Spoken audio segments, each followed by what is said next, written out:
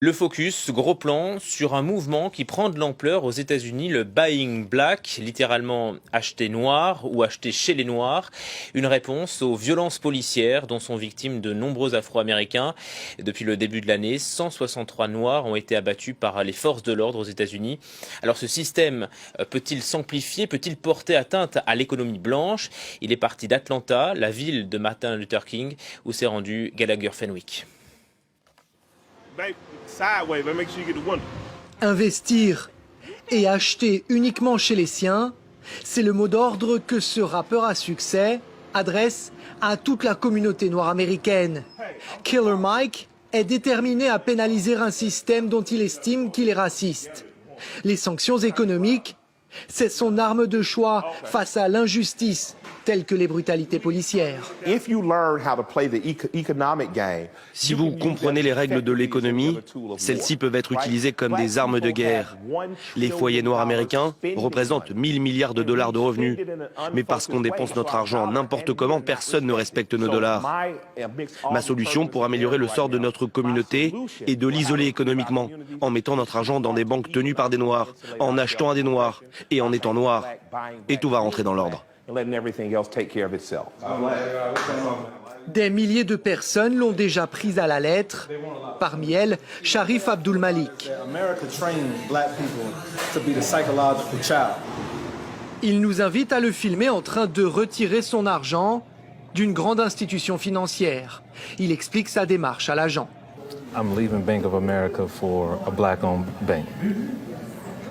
Interdit de filmer ici. Notre caméra doit rester discrète. En quelques minutes, il débite la quasi-totalité de ses avoirs.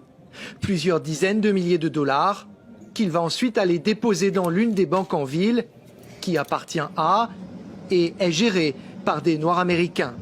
Objectif de cette initiative, convaincre 1 million de personnes d'en faire de même. Les sommes en jeu sont conséquentes. Aujourd'hui, on va déposer 50 000 dollars, 10 000 en liquide et 40 000 sous forme de chèque. À Atlanta, les banques noires rapportent une progression fulgurante de leur commerce. Mais Sharif ne s'arrête pas là. Il a également créé un site internet qui ne promeut que des commerces noirs. Il nous explique qu'il vérifie méthodiquement que chaque vendeur et vendeuse est bien d'origine africaine. C'est la condition non négociable pour proposer ses services sur sa plateforme en ligne. Comment vous réagissez si un vendeur blanc s'adresse à vous et vous demande « Je suis blanc, est-ce que je peux vendre sur votre site ?» Eh bien, je lui demande s'il se considère comme étant un commerçant noir. S'il m'a déjà révélé qu'il est blanc, alors logiquement, il ne peut pas être le propriétaire d'un commerce noir. Il ne pourra donc pas vendre sur notre site. Le site propose de tout, même de la lessive élaborée, empaquetée et vendue par une entreprise noire américaine. Rien n'est laissé au hasard, jusqu'aux étiquettes postales sur ces boîtes. Comme le reste, elles sont fabriquées par de la main-d'œuvre approuvée. Grâce aux relais sur Internet, parfois inspirés par le site de Sharif, les commandes décollent, selon le responsable de la commercialisation du produit. Les gens, c'est comme l'eau. Si tu viens à l'océan avec un petit seau, c'est tout ce que tu ramèneras.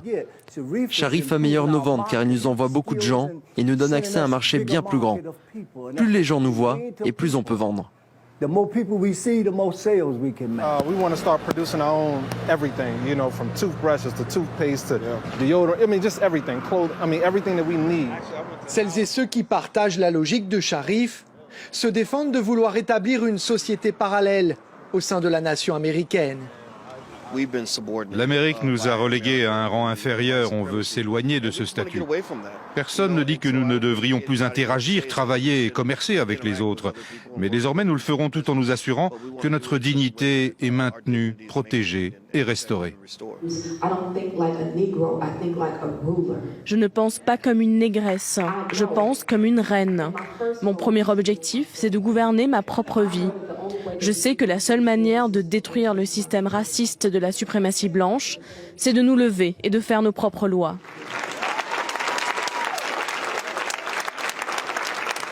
Le mouvement a pris de l'ampleur, mais il fait également face à des défis immenses. Sharif regrette notamment les divisions profondes qui persistent au sein de cette communauté. Il affirme être frustré par le fait que certains des Noirs américains les plus riches se sentent, selon lui, rarement concernés par ce genre d'initiative.